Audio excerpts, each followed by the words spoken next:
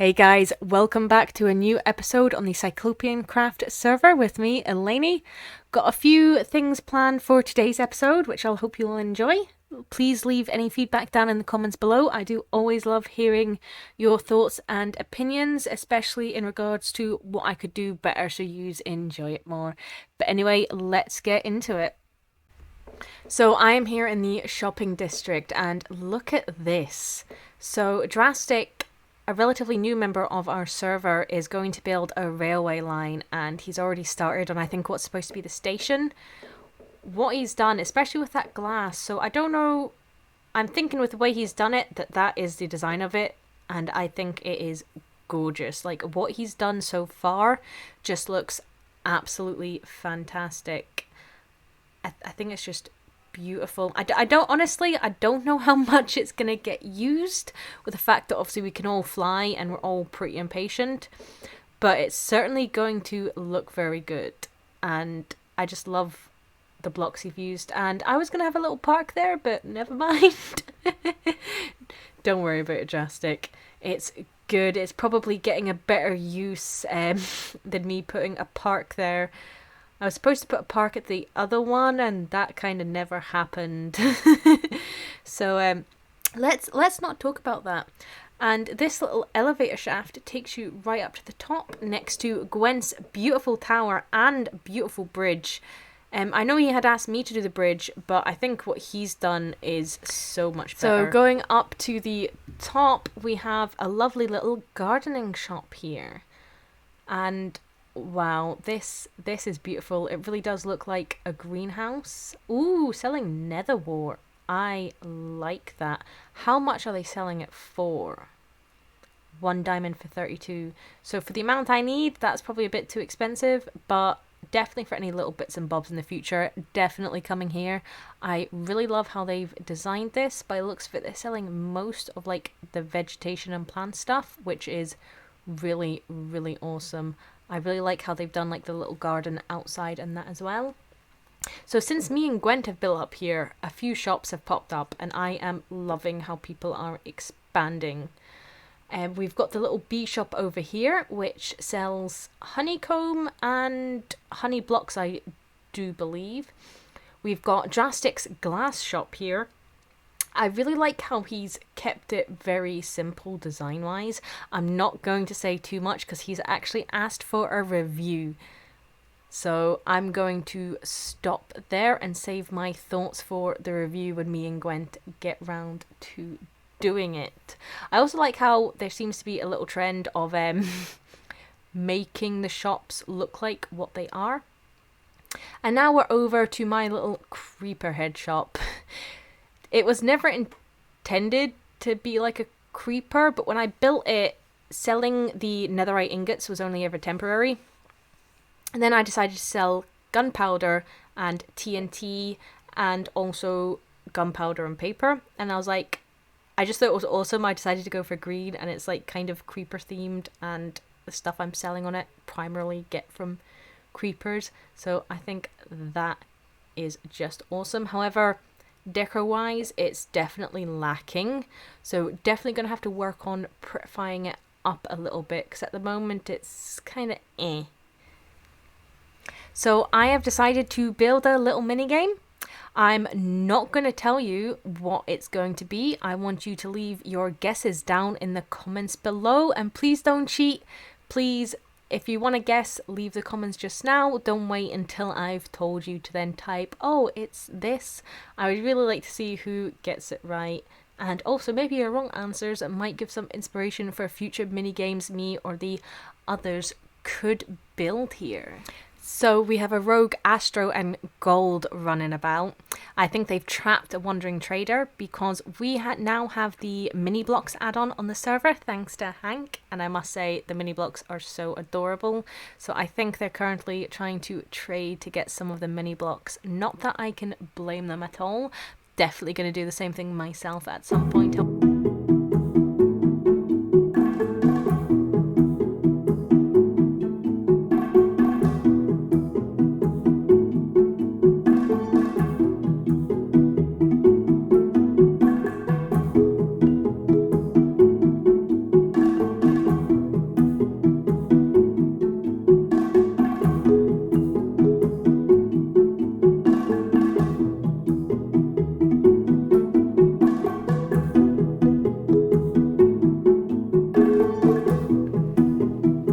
And this is what we've done so far.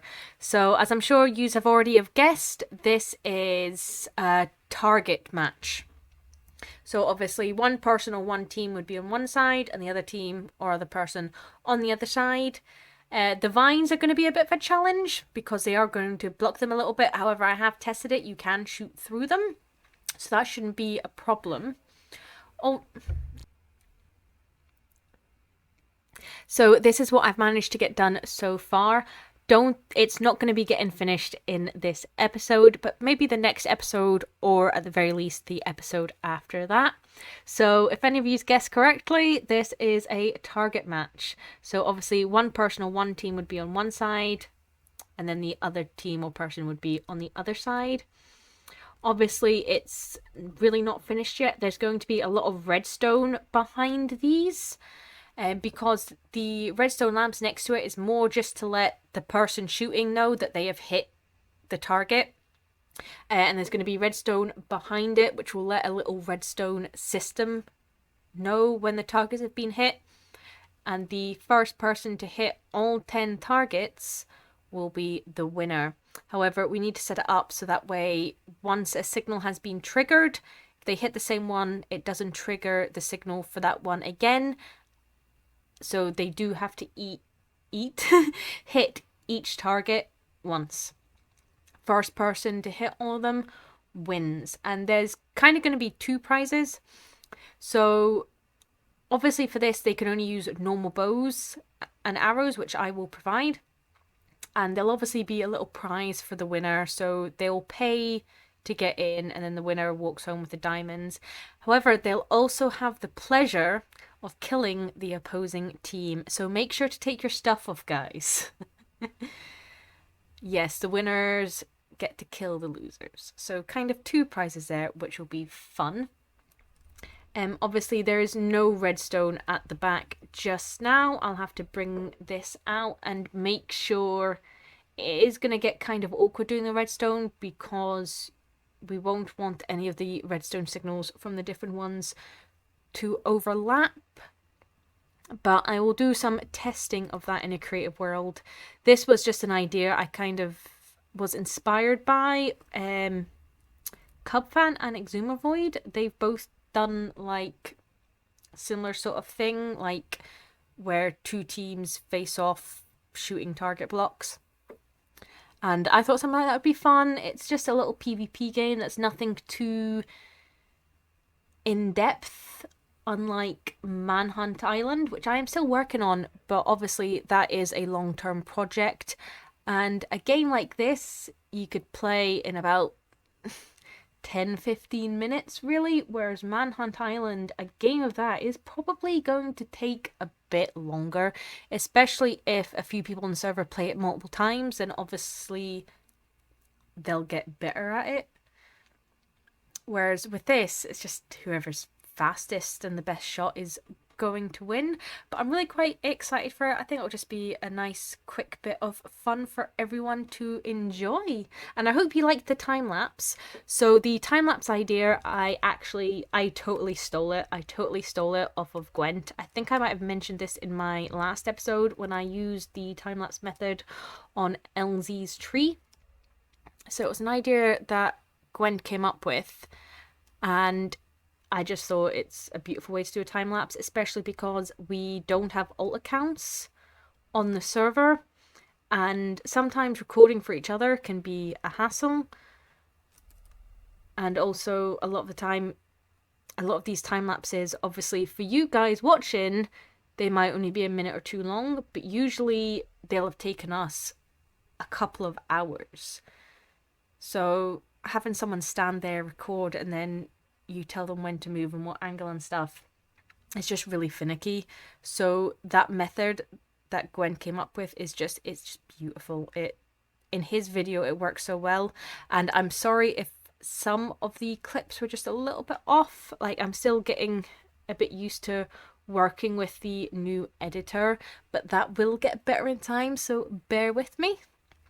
Anyway, we're off to go do something else, so I will catch you guys there. So you guys didn't get an episode last week because I was away for the week, and it was great. It was so relaxing. We had pretty decent weather. I couldn't even really do much recording while I was away because the place we were staying at had no Wi-Fi, so I couldn't get on the server at all. I actually just played quite a bit of Sims. There is some Sims speed builds coming. However, since I have been back, I have done a bit of work on my base. If you let me just go round here, hold on one second. So as you can see, the grass goes the whole way round now. I've not really done anything else to the wall because that will be going down on a live stream soon. Make sure you follow my Facebook page. It's just Elainey. And all the details of any upcoming live streams will be on there for you guys. But I also want some feedback from yous. So let me just head inside my base. As you guys know, this area through here is going to be like the villager area, trading hall, all that stuff. And then obviously I've got my smeltery through here. However, as for the other rooms throughout this massive palace I have, I really don't know what they're going to be, really. So obviously you've got this room here, which is temporarily being used as a nether wart farm, which I do actually need to harvest. You've also got the rooms up here, which is... So this floor is 3 rooms. You've obviously got the nether portal. You've got this room, and then there is actually an area through here. Now, I was thinking this one with the purple carpet, this could be like a brewing room. Very big for a brewing room, but sort of like brewing, that sort of stuff through there. I have no idea what would be through here. Also the same with the next floor. Can I remember what's on the next floor? Yes, so in the center you've got the enchanting table and all that stuff. However, I have no idea what I'm going to do with the rest of this space on this floor. The other 2 floors are fine because the floor above this is where Elainey Van Hoof is. And I was actually thinking about buying 1 or 2 of the other sheep and just making the whole floor like a giant pen for them. I think that would be really cool. And then obviously the top floor is essentially like my lair, my quarters, my bedroom. However, for these bottom 3 floors, I'm not entirely sure what to do with all this space. So if you guys have any suggestions, I would love to hear them because I'm just really lost for what to do with them right beyond what I've already done with them. So I'd really appreciate any feedback down in the comments below. And that is something else we'll probably work on, maybe not in the next episode, but certainly in the episode after. So that's it for today's episode, guys. Sorry that it is a bit of a shorter one, but I didn't manage to get a lot of recording done before I went on holiday, and like I said before, I couldn't get any done while I was away, so that's why this one is a bit of a short episode. However, I think from now on most of the episodes are probably only going to be on average about 15 minutes long, which I hope you guys enjoy. Just some bite-sized episodes for you to enjoy maybe when you're on your break at school or work.